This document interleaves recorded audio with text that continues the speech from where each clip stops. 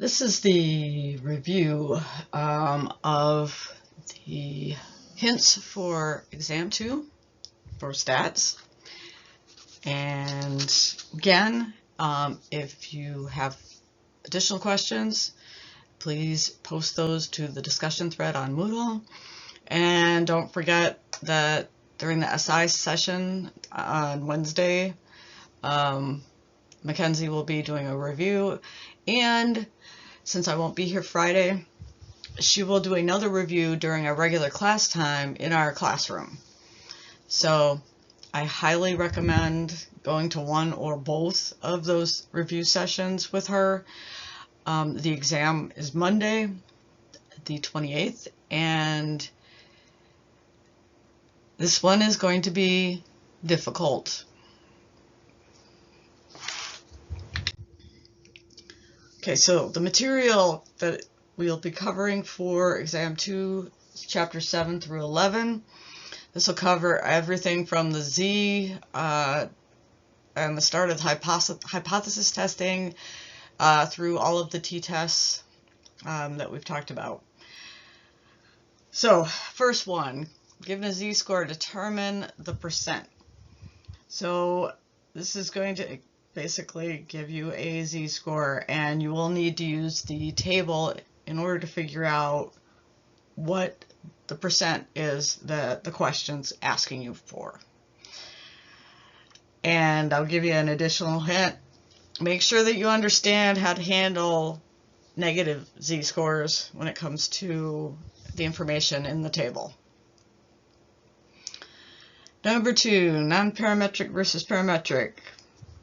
Oh, this is one of those questions that's got 2 blanks in it.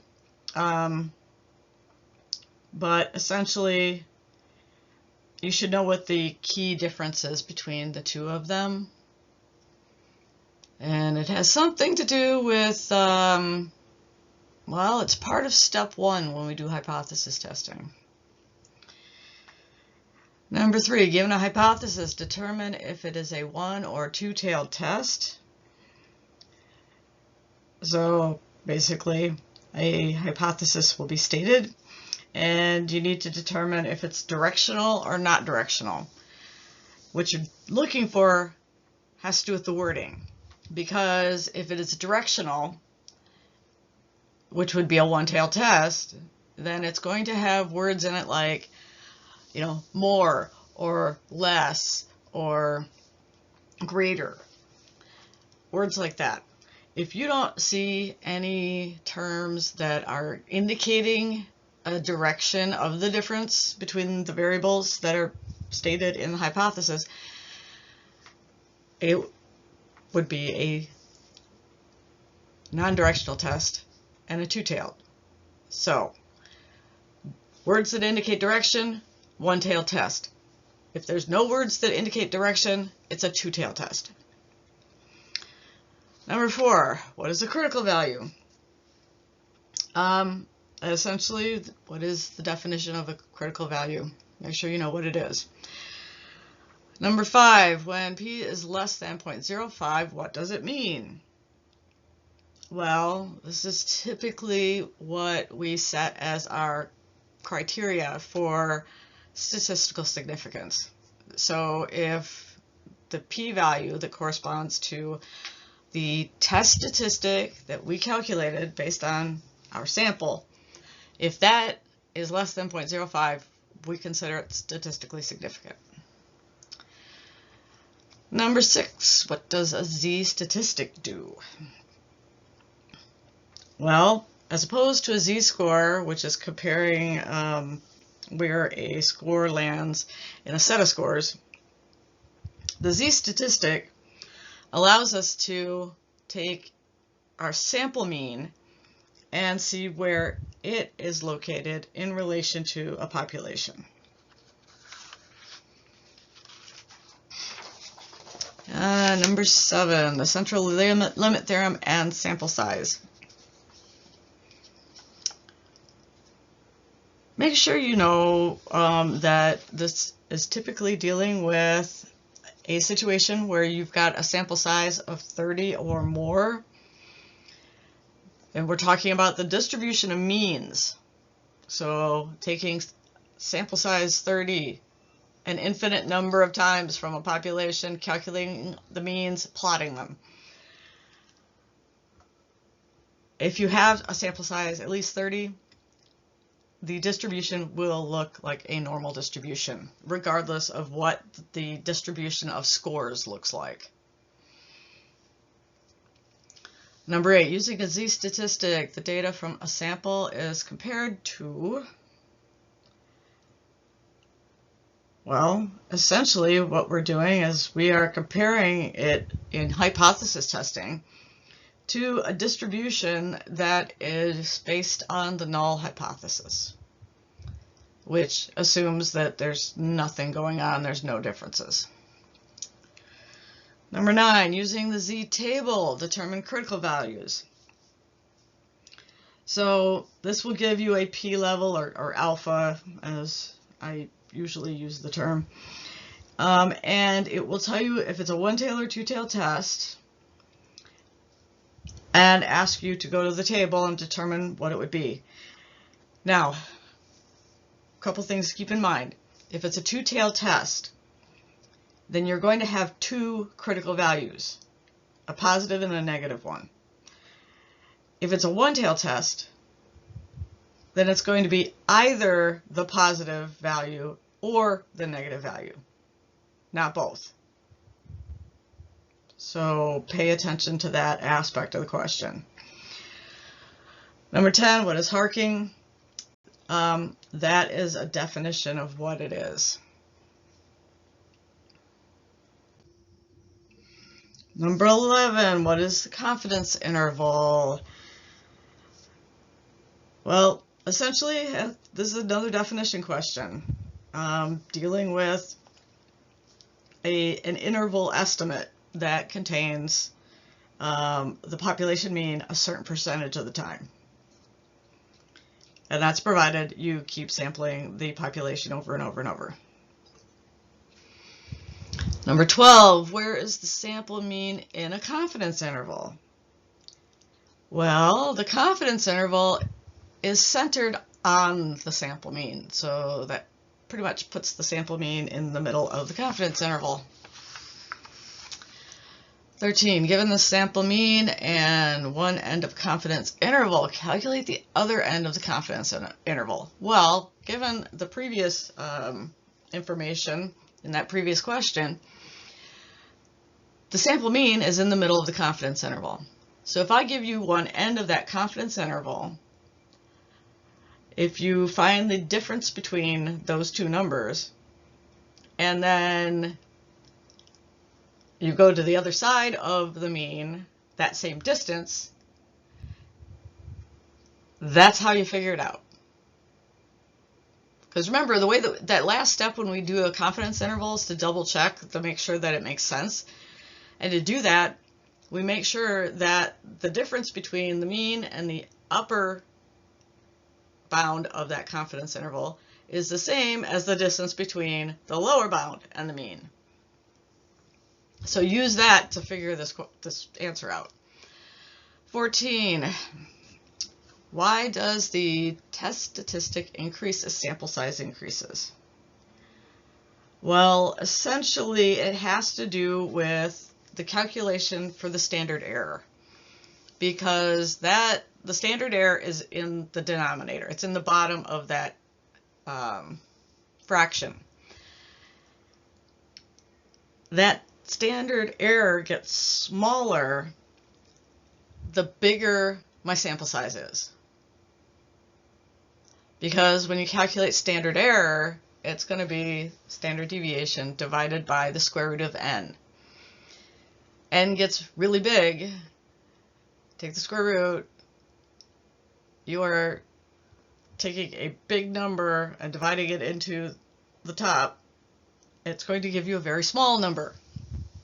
That very small number is now in the denominator of the statistic formula. Small number getting divided into another number gives you bigger numbers. And if you don't believe me, play around with some numbers, do the calculations, and you'll see. 15. Why are effect sizes used when comparing study results? Well, basically, effect sizes aren't going to be influenced by things like sample size, which means that effect sizes are sort of a standardized way that we can compare across studies. 16. Interpret Cohen's d. So this is going to give you like a little description of what a study found, and it will give you the Cohen's d value, and basically you need to make a determination as to whether it's a small, medium, or large effect size. So make sure you know what those numbers look like, because a small effect size is 0.2, medium effect size 0.5, and a large effect size is 0.8. 17. What does meta-analysis involve? Yeah, this is basically make sure that you know the various things that have to happen or go into a meta-analysis, like getting all the studies together on the topic that you're interested in, getting effect sizes figured out if they're not provided, averaging those effect sizes so you get a mean across all the studies. 18. What does statistical power measure? Well, it's a definition. Statistical power. What is it? Essentially, it is the likelihood that we will reject the null hypothesis when in fact the null is false. Again, it does not guarantee you will find significance. It just says that if a difference is there, you're more likely going to detect it if you have higher statistical power. 19. What are researchers advised to do before beginning a study? Well, this comes back around to the whole power issue, because you're going to want to basically do a power analysis beforehand, because that will give you some idea of how many participants you'll need in order to achieve the desired statistical power. Because that helps you figure out, okay, how big of a sample do I need? Well, if you do a power analysis ahead of time, that will give you a good estimate based on the research design that you're using. 20. What is the effect of increasing statistical power on making an error? Well, this is obviously involving a type 1 or type 2 error. And if you recall, the issue surrounding the relationship between the type 2 error, so failing to reject the null when you should have, that probability added to statistical power and its probability add up to 1. So what that means is as power goes up, the likelihood of a type 2 error goes down. But if power is low, your likelihood of making a type 2 error goes up. So just make sure you understand that relationship that exists.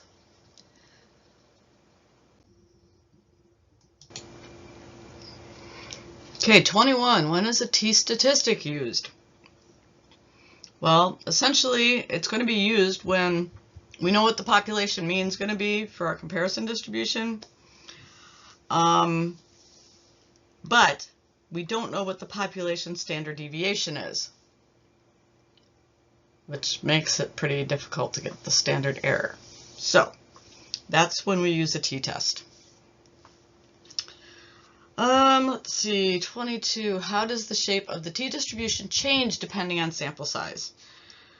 Okay, so if we think about this, the smaller your sample size is, the more squished down the t distribution looks, and the tails are up above the axis for quite some time as they go outward into infinity. As you increase sample size, it starts to get narrower and taller in the center, and the tails start to come down towards the axis much more quickly. And if you have an infinite sample size, well, the t distribution is the z. All right, that's how they're related. 23. Why do we divide by n-1 instead of n when estimating the population standard deviation? Well, again, we are making an estimate, and we're making an estimate of variability of a probably much larger number of units that make up the population. So we try to adjust for that by dividing by a smaller number into our squared deviations from the mean. So basically it gives us a bigger value than if we were to use the traditional formula for standard deviation that we learned when we were talking about descriptive statistics. 24. Given S and N, calculate S, and that should be a subscript M. So the standard error, basically. Well, it's about that straightforward. I will give you those numbers. You need to figure out how to get them into the formula and calculate it. 25. Notation representing the null hypothesis. Make sure that you know what that would look like, because the null hypothesis is going to have H with the subscript 0, and it's usually going to be indicating, you know, mu1 is equal to mu2, i.e. there's no difference. 26. Given statistical results in APA format, determine which indicates the requested hypothesis test decision.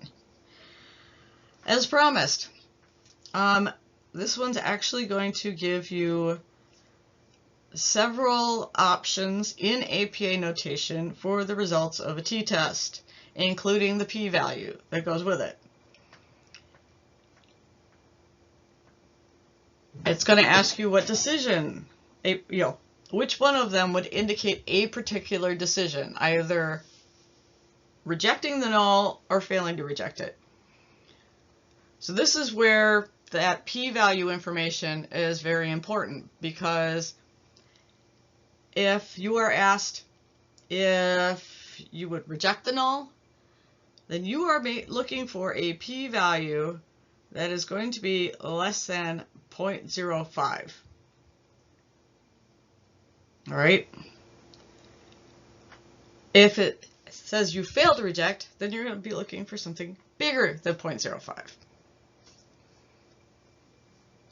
So make sure you know what those little chevrons mean, the less than and greater than sign, in terms of which is bigger on which side of that thing. Because the way I think about it is, in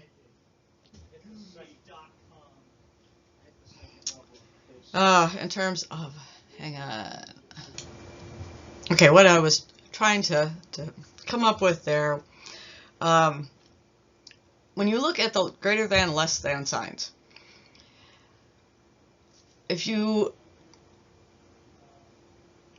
think about it in terms of where that chevron points to, okay, it's going to point to the smaller of the two values.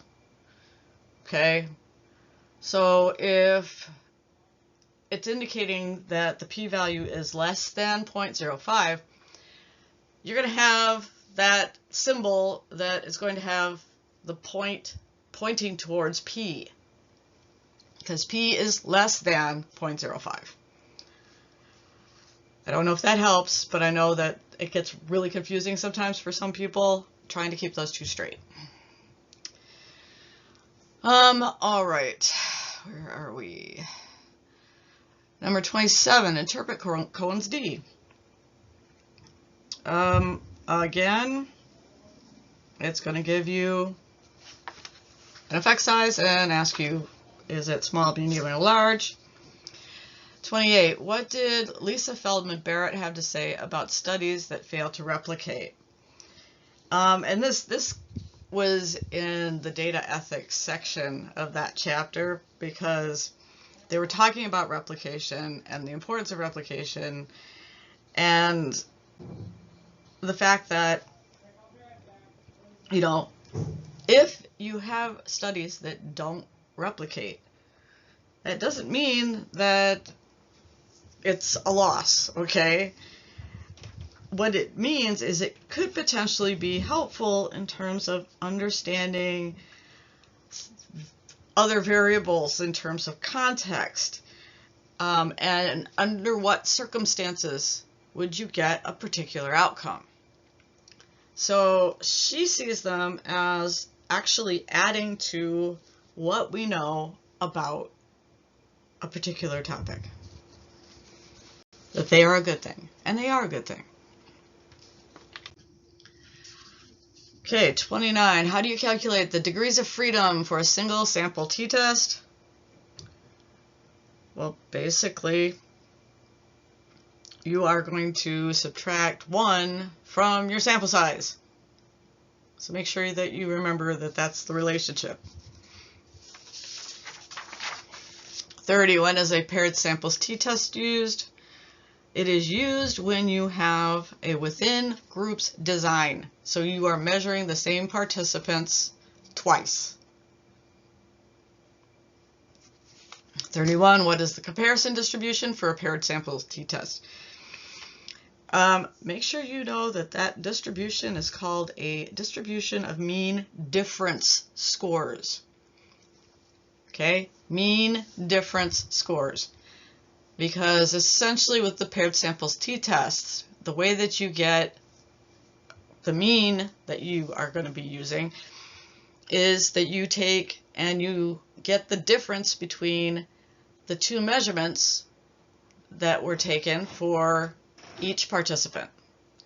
And from those, you then get a mean. So it's the mean of the difference scores, if that helps. All right. Let's see. 32. Under the null hypothesis of a paired samples t-test, what is always 0?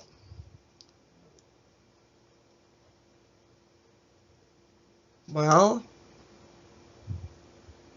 basically, it's the comparison distribution. Its mean is going to be 0, i.e. indicating there's no difference. So there's no mean difference. And with a paired samples t-test, it's always going to be 0. 33. Assumptions of the paired samples t-test. Okay, so this question's actually posed in terms of which is not an assumption. And if you recall, we had the same 3 assumptions, right?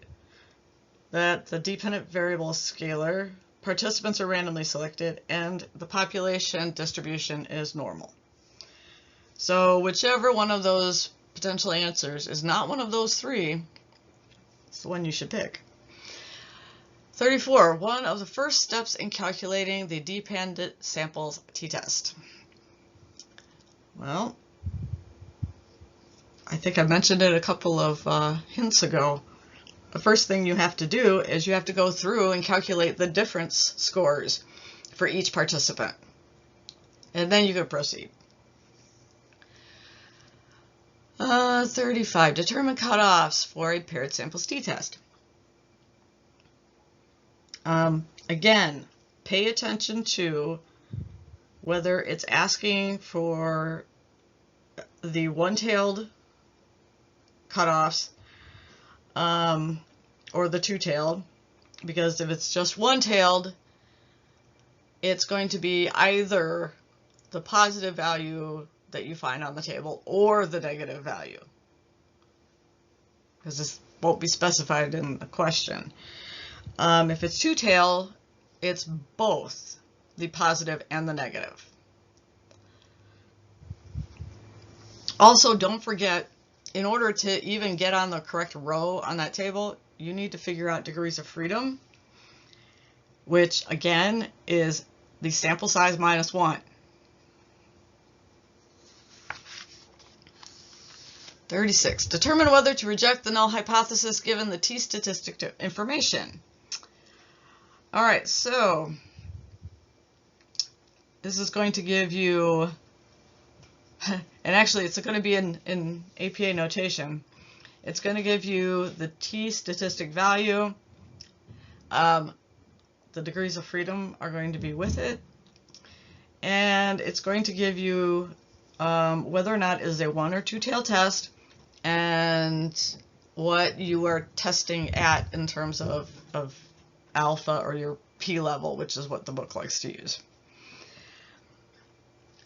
37. The confidence interval can be used to, well, one of the things that can be handy about it is you can actually assess the research hypothesis.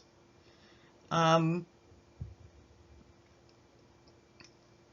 depending on what the mean of the comparison distribution is, if it's inside your confidence interval, then that means that you should have failed to reject, because it's possible that what you got, there may in reality be no difference. If it's outside of there, then it would be significant. Okay? So again, make sure you understand that relationship in terms of, the confidence interval giving you an interval estimate of means. Okay? That, again, over the long term, many samples, a certain percent of the time, a population mean would be in there. Let's see, 38. Given a confidence interval, determine what the decision about the hypothesis should be. Which, again, was kind of like what I was also describing as it relates to the previous hint. It's going to give you a brief description of a little study, and it's going to tell you something about, what the confidence interval is, and ask you whether or not you should reject or fail to reject the null hypothesis. It also, some of these answers also tack on what the conclusion would be and why. So again, here with the paired samples t-test, the mean of the comparison distribution, that distribution of mean difference scores, is going to be 0. So what you're looking for is 0 inside that interval, or is it outside? If it's inside, you would fail to reject, because you can't say necessarily it's different. If it's outside, then it's unlikely it came from the null, and you would reject the null. 39. Calculate effect size. So this is going to give you several pieces of information to utilize in order to figure it out, including some things like, sample size, what the mean difference is for the sample, maybe the standard deviation, and you just need to make sure that you grab the effect size formula that you need and plug those numbers in correctly. 40. What are order effects? Well, that's essentially a definition question, so make sure that you know what kind of threat that refers to, because it relates to the type of design that is used when we use that paired samples t-test.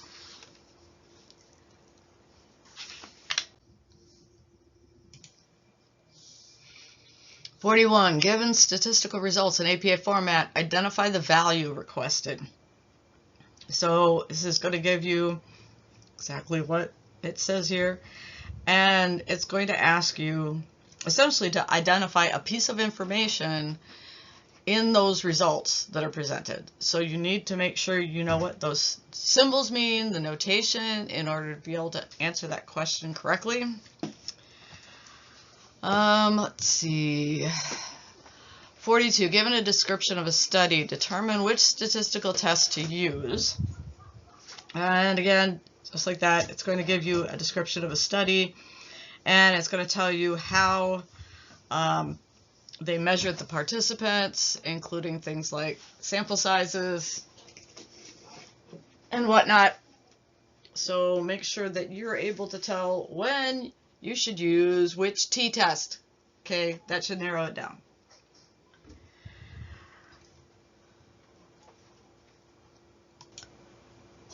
(43) A distribution of differences between means is the comparison distribution for which test. Please note that the way that that is worded is not the same as it was for the paired samples t-test. Differences between means. This means that I've got more than one mean that I'm evaluating the difference between those means. That is going to indicate the use of the independent samples t-test. Let's see, 44, given a description of a study, identify either the independent or dependent variable.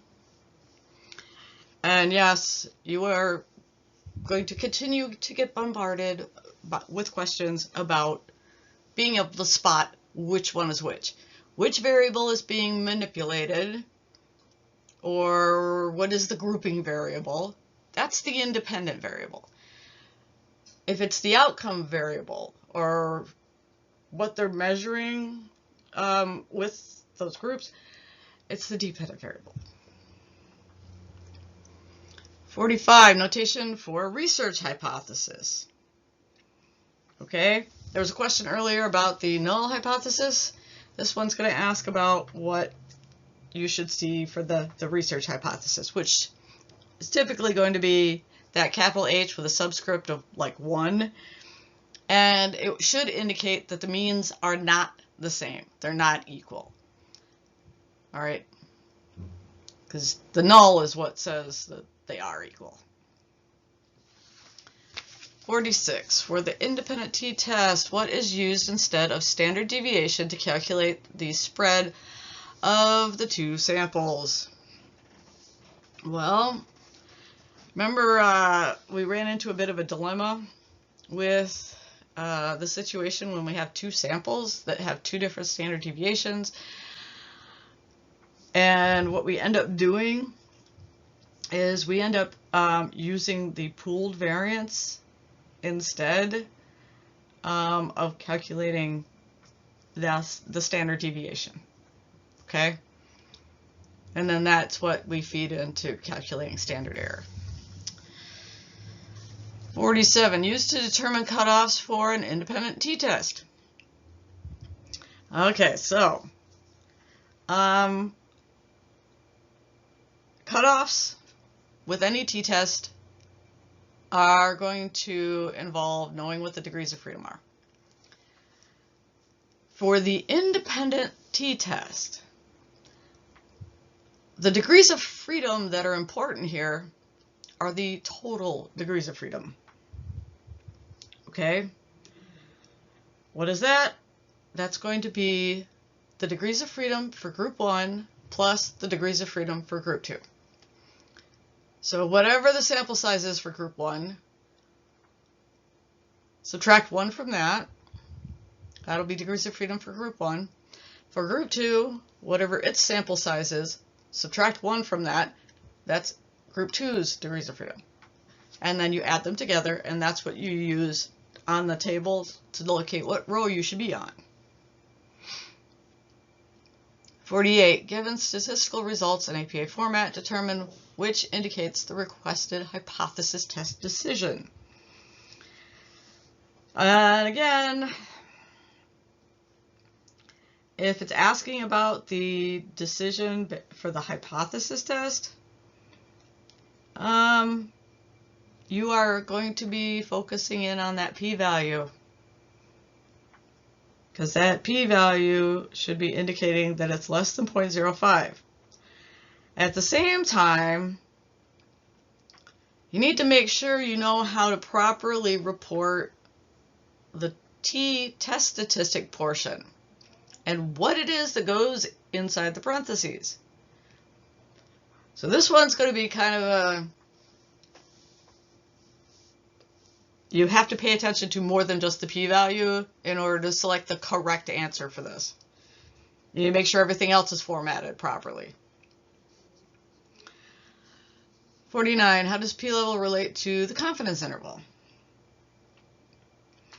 Well, if we were using a type 1 error rate of 0.05 or 5%, well, that means that if I'm thinking about a confidence interval and the confidence interval is centered in the middle of the distribution, so you got two ends to it. So it's very much like a two-tailed test. Well, if my p-level is 0.05, like typical, then that means I have 2.5% in one tail, 2.5% in the other. That leaves how much in the middle? 95%. 50. What do Bayesian statistics take into account? Yeah, these are kind of interesting because these take into account additional factors, including things like prior beliefs and probabilities. So it takes both of these into account when determining what the results should be. 51. Design used an appropriate t-test. Again, make sure you know that the within groups design uses the paired samples t-test. The between groups design uses the independent samples t-test. 52. What does it mean if 0 is inside a confidence interval? Well, typically because 0 would be no difference under the null. If 0 is inside your confidence interval, then it probably is telling you there's no differences. 53. Hypothesis testing steps. This is flat out going to ask you for one of those 6 steps and what it is. So this will be good warm-up practice for making sure that you have all the steps memorized for the extra credit question on the final. Okay, so the last couple are going to ask you for a written response. So that first one, for effect size, why would it increase if the distributions were farther apart?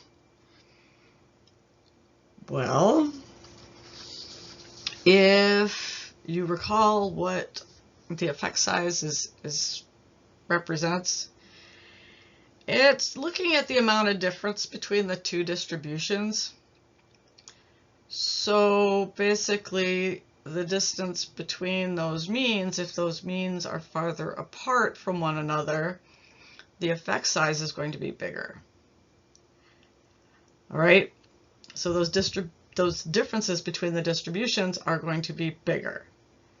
So that's what increases effect size. Basically, it's going to pull those distributions away from each other, and that increases the size of the effect. And then lastly, we have order effects. First off, what are they? Second off, why are they a problem? And third, why do we reduce them? Or how do we reduce them? Why? So that thing, there are three pieces that you need to address in order to get this correct. First off, what are they? Okay. And essentially what that involves is that by virtue of participants going through the first condition, it influences how they do in the second condition that they're being tested under.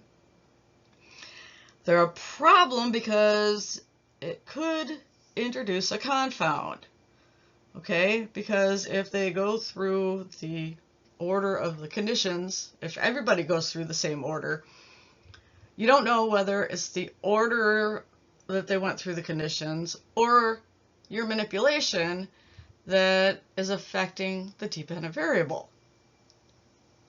So that's problematic. It's an alternative explanation for the change you might see in your dependent variable. As far as reducing them, usually the easiest way to do it is to use counterbalancing. So you counterbalance the order that each participant goes through the levels of the independent variable.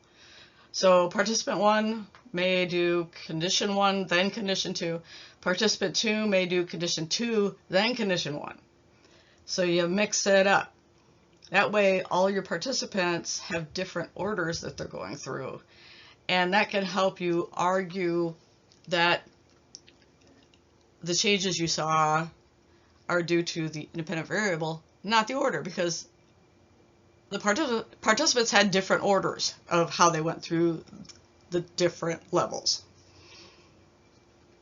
Okay, so that should cover what you need to know for the exam. Again, if you have questions, I will be out of town at meetings and a conference Thursday, Friday, and I will be, in transit most of the day Thursday, and as well as coming back on Saturday. So if you send me a message or something, or you post something to the discussion thread, you're not going to get an immediate response from me.